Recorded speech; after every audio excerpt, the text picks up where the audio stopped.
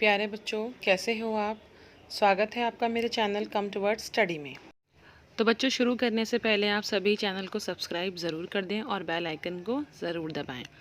तो शुरू करते हैं। सबसे पहले हम पाठ के जो कवि हैं हमारे, उनके बारे में जानेंगे। ऋतुराज जी, इनका जन्म 1940 में भरतपुर में हुआ था। राजस्थान विश्वविद्यालय जयपुर से उन्होंने अंग्रेज़ी में एमए किया और 40 वर्षों तक अंग्रेजी साहित्य के अध्यापन के बाद अब सेवानिवृत्ति लेकर वे जयपुर में रहते हैं। उनके अब तक 8 कविता संग्रह प्रकाशित हो चुके हैं, जिनमें एक मरण धर्मा और अन्य पुल पर पानी, सूरत निरत और लीला मुखारविंद प्रमुख हैं।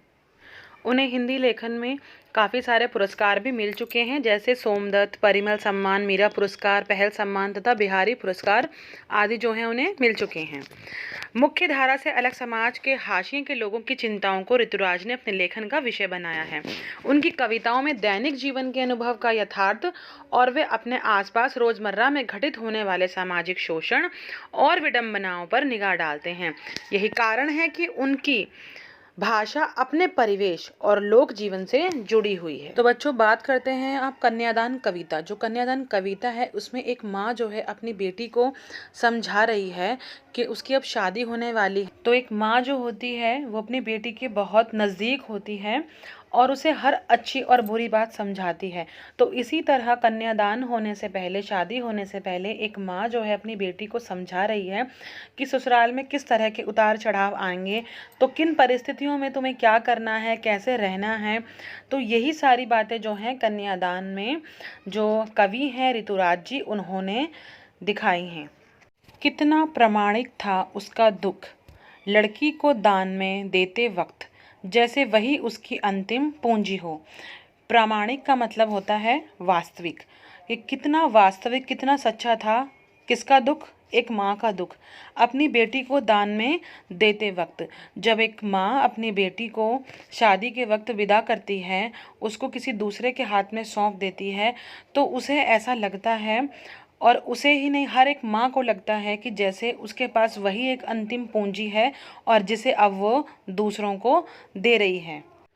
लड़की अभी सयानी नहीं थी, अभी इतनी भोली सरल थी कि उसे सुख का आभास तो होता था, लेकिन दुख बाँचना नहीं आता था। कहने का अभिप्राय है कि लड़की अभी सयानी मतलब बड़ी नहीं हुई थी, वह अभी भोली भाली थी। उसे सुख तो पता थे कि क्या होते हैं, क्योंकि माँ के घर थी तो उसे पता था कि सुख क्या होता है, लेकिन उसे दुख बाँचना नहीं आता था। यानी कि उसे दुख पढ़ना समझना नहीं आता था, उसे ये पता ही नहीं था कि दुख क्या होते हैं। तो एक माँ अपनी बेटी के लिए बहुत डरी हुई है कि अब वो ससुराल जा रही है और अभी वो इतनी छोटी है, समझदार नहीं है, उसे इतना कुछ पता ही नहीं है जीवन के बारे में। उसे ने तो केवल माँ के घर सुख ही सुख देखे हैं और दुख तो उसे पता ही नहीं क्या होते हैं। पाठिका थी वह धुंधले प्रकाश की, कुछ तुकों और कुछ लयबद्ध पंक्तियों की। इन पंक्तियों के माध्यम से एक माँ की चिंता व्यक्त होती है। एक माँ कहती है और अपनी बेटी के बारे में ये सोचती है कि जिस प्रकार से हमें धुंधले प्रकाश में सही से दिखाई नहीं देता, ऐसे ही माँ ये कह रही है कि उसकी जो बेटी है वो भी दुखों को नहीं जानती थी।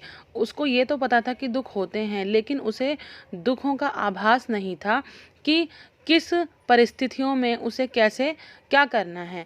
तो कुछ तुकों और कुछ लयबद्ध पंक्तियों की, तो वो केवल कुछ तुक लगाना जानती थी। कुछ लयबद्ध पंक्तियाँ मतलब उसके बड़ों से उसने जो सीखा था कि किस परेशानी में हमें क्या करना है, तो केवल उसे कुछ तुक लगाना ही आते थे।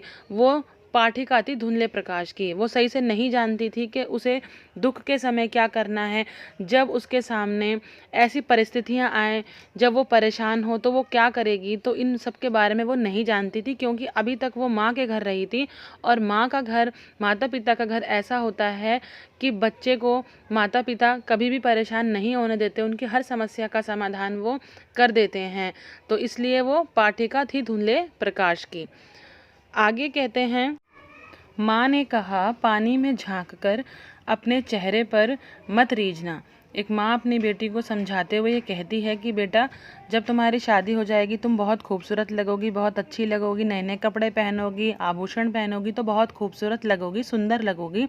तो आईने में अपने आप को देख करके तुम रीझना मत, इतराना मत, क्योंकि अभी जीवन शुरू हुआ है और जीवन में बहुत सारी कठिनाइयाँ भी साथ साथ आने वाली हैं इस खुशी के साथ साथ। क्योंकि जब एक लड़की की शादी होती है और वो अपने ससुराल में जाती है तो उसे बहुत कुछ समझना, सीखना पड़ता है और बहुत कुछ सहना भी पड़ता है। तो माँ अपनी बेटी को समझाती है कि बेटा, तुम पानी में झांक कर अपने चेहरे पर इतराना मत, ये मत समझना कि मैं बहुत खूबसूरत लग रही हूँ, क्योंकि सुंदरता भी केवल कुछ समय के लिए होती है और इसके बाद वो भी चली जाती है। आग रोटियां सेकने के लिए हैं, जलने के लिए नहीं। जब तुम रोटियां सेको तो इस बात का ध्यान रखना कि तुम्हारे हाथ जल ना जाएं। यहाँ दूसरा अभिप्राय यह है कि ससुराल में हो सकता है कि तुम्हें ताने सुनने को मिले, हो सकता है कि लोग तुम्हें परेशान करें वहाँ पर।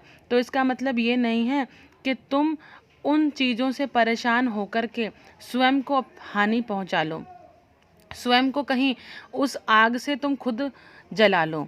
अगर तुम्हारा शोषण हो, अगर तुम्हारे ऊपर कोई अत्याचार हो, तो इसका मतलब ये बिल्कुल भी नहीं है कि जिस आग से तुम रोटियां सेक रही हो उस आग से तुम खुद को ही जला लो या खुद को ही नुकसान पहुंचा लो।